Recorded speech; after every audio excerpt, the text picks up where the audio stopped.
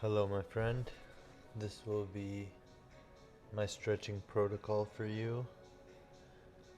Each of these 5 moves, you'll do 3 sets, and each set is 30 seconds.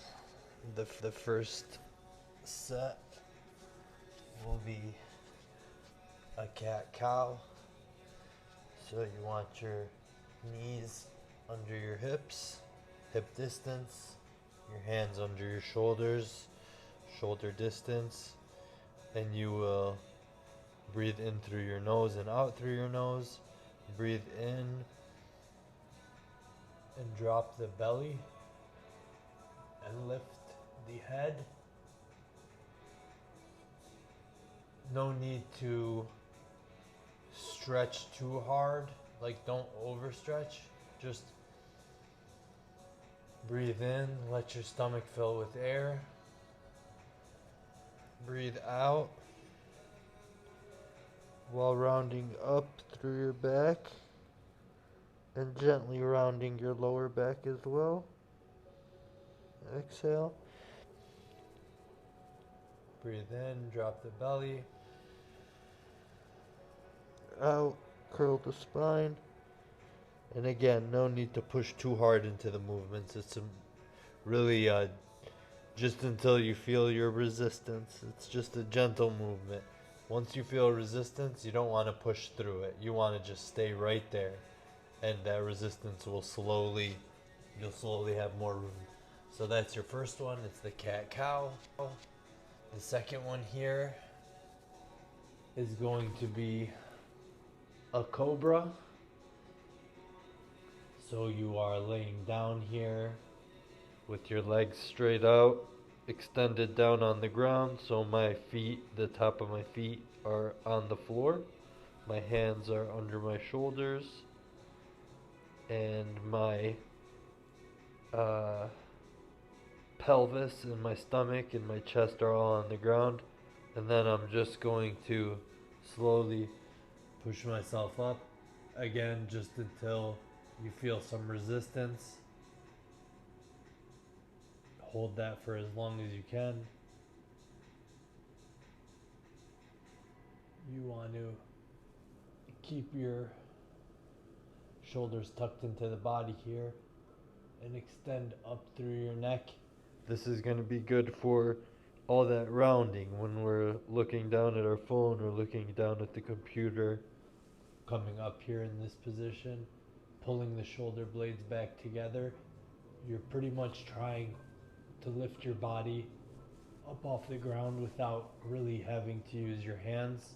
That's the goal, but the hands are going to help now in this position. 30 seconds and then lower down. Stretch it out. Get back to it.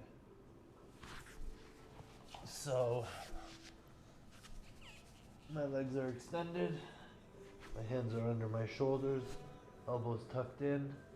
And I'm just extending here.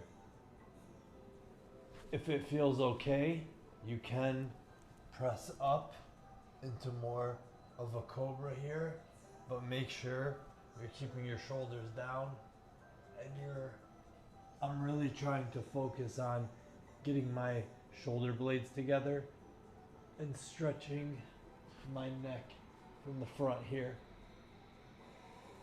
Because again, I'm trying to counteract that bad posture of rounding shoulders and on the phone by opening up through the back and extending the neck back. So those are your first two, the cat cow and the cobra.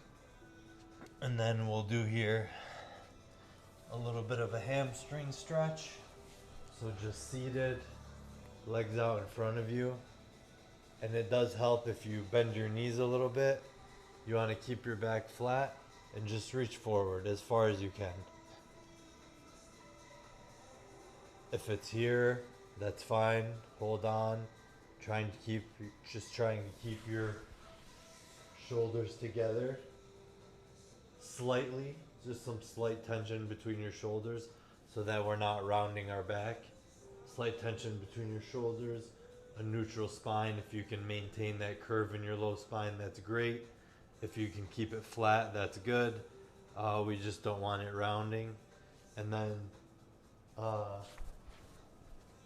the bend in the knees just helps us to get deeper. Like if my knees are here, I can only get about right here. With a slight bend in my knees, I could touch my feet, right? And the goal is to be feeling this stretch in the hamstrings.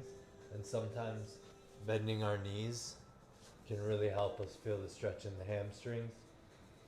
So other than the rounded shoulders, we tend to have shortened hip flexors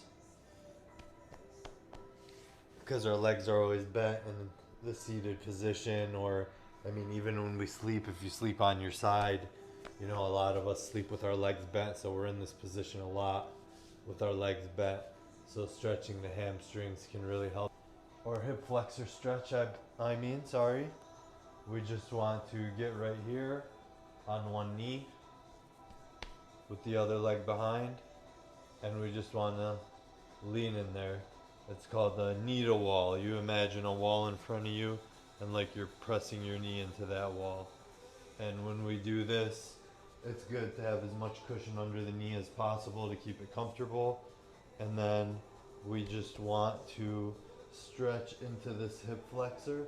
So keeping the torso upright helps us stretch into that hip flexor.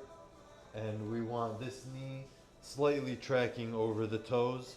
We want to make sure it's not flaring in and out.